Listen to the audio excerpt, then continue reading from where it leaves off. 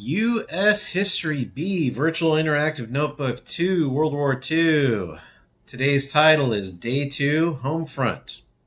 Today's essential question: how did the war change American society? The main idea is home front. The subtopics are mobilizing, women, culture, and tension. Today's reading is from chapter 27, section 2 of the book that we use, and you can see that I've included the link there. And we'll have 2 videos today. Mobilizing. What I want you to write down for mobilizing is defense jobs end unemployment. Right? So the unemployment rate during World War II fell below 2%, which is absolutely unreal. Below 2%, if you don't have a job in that job market, you're just not looking very hard. Everybody had a job during World War II. So it ended the Great Depression at the cost of massive government spending. In fact, we were almost bankrupt by 1943. Most economists that I've read will say that it was massive World War II defense spending that ended the Great Depression. But really, the country was almost bankrupt. And what that meant was we couldn't pay back our war debts. So we didn't quite get there, but we could have. For mobilization or mobilizing, that's what I want you to write. Now, for women, I want you to write down Rosie the Riveter, and then I want you to watch the video and tell me about the role of women in World War II based on the video. Take as many notes as you need to explain the role of women in World War II based on the video. Below that, I want you to write culture. And the big point that your book makes, and I think it is a good point because I remember this from my grandparents' generation, is that movie attendance skyrocketed. Everybody was going to the movies because everybody had jobs. So the movies were big during the Depression. When people could go, they went. But then when everybody had money, people went to the movies multiple times per week. And what they saw were patriotic films.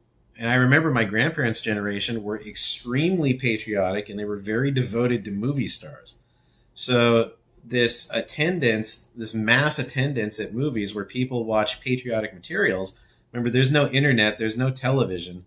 That is their mass media. So it creates this big sense of patriotism in the United States. I remember that my grandparents thought that modern movies cast America in a bad light, and they didn't like that. So for culture, it was really focused on the movies, and we're talking about popular culture. For tension, we're going to have 2 things. The first thing is African Americans were discriminated against when they got defense jobs. When they were hired at war plants, usually plant managers would give them menial labor, like sweeping floors, wouldn't give them managerial positions or anything like that. And so a man named A. Philip Randolph, and I want you to write down his name. So it's A. Philip, Philip, and Randolph, Randolf, organized African Americans and threatened to march on Washington, D.C. with 100,000 people unless FDR, President of the United States during most of World War II, unless FDR made defense plant managers give African Americans the same opportunities as everybody else in defense plants. And FDR was terrified that that was actually going to happen, and he did it. He started firing defense plant managers who behaved in a discriminatory manner. And what this did was it gave the African-American community a lot of confidence, and it forwarded the civil rights movement. So people like Martin Luther King were in contact with A. Philip Randolph when they expanded the civil rights movement in the 1950s and the 1960s. A. Philip Randolph inspired people to assert their rights. Now, another thing coming off of tension is going to be Zoot Suit Riots. Zoot Suit Riots. And I want you to watch the Zoot Suit Riot video and write what was the significance of this. Why did it happen? What does it show about American society at the time? That will do it for our notes and our mind map. Today's output activity, you're going to draw a cartoon in which World War II is a character and show that character influencing society in 4 ways. And those 4 ways are our 4 subtopics today. So I'm going to ask you for a little creativity, and it's good for your brain, and it'll fix these topics in your brain. That's why we do kind of strange stuff like this. All right, see you tomorrow for day 3.